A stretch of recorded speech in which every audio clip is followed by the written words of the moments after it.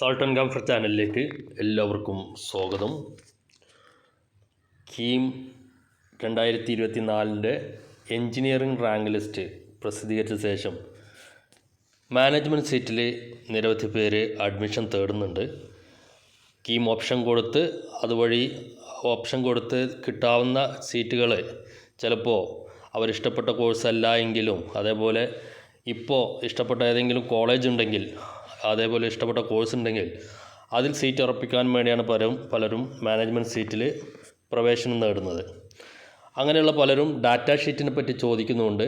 കാരണം കോളേജിൽ data sheet അവർ ചോദിക്കും, ജോയിൻ ചെയ്യുന്ന സമയത്തും ചോദിക്കും. അതേപോലെ ഇപ്പോൾ മാനേജ്മെൻറ്റ് സീറ്റ് ഉറപ്പിക്കാൻ വേണ്ടി അവരും ഡാറ്റാ ഷീറ്റ് ചോദിക്കുന്നുണ്ടാവും. ഡാറ്റാ ഷീറ്റ് എന്ന് പറയുന്നത് അഡ്മിഷൻ്റെ അലോട്ട്മെൻറ്റ് വന്ന് അഡ്മിഷൻ സമയത്ത് കോളേജിൽ കൊടുക്കാനുള്ള ഒരു ഡോക്യുമെൻ്റ് ആയതുകൊണ്ട് തന്നെ ആ സമയത്ത് മാത്രമേ മിക്കവാറും സൈറ്റിൽ പബ്ലിഷ് ചെയ്യുള്ളൂ.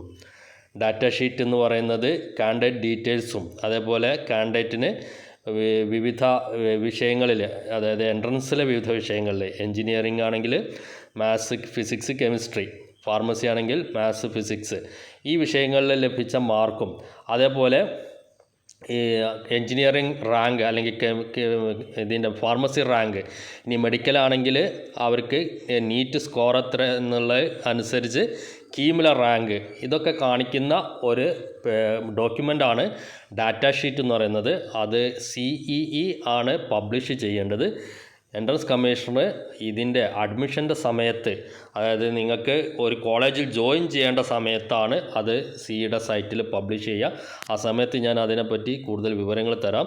ഇപ്പോൾ നിലവിൽ നിങ്ങൾക്ക് ഡാറ്റാ ഷീറ്റ് ലഭ്യമല്ല എന്നുകൂടി മനസ്സിലാക്കുക. വീഡിയോ വാച്ച് ചെയ്യുന്ന നന്ദി, നമസ്കാരം.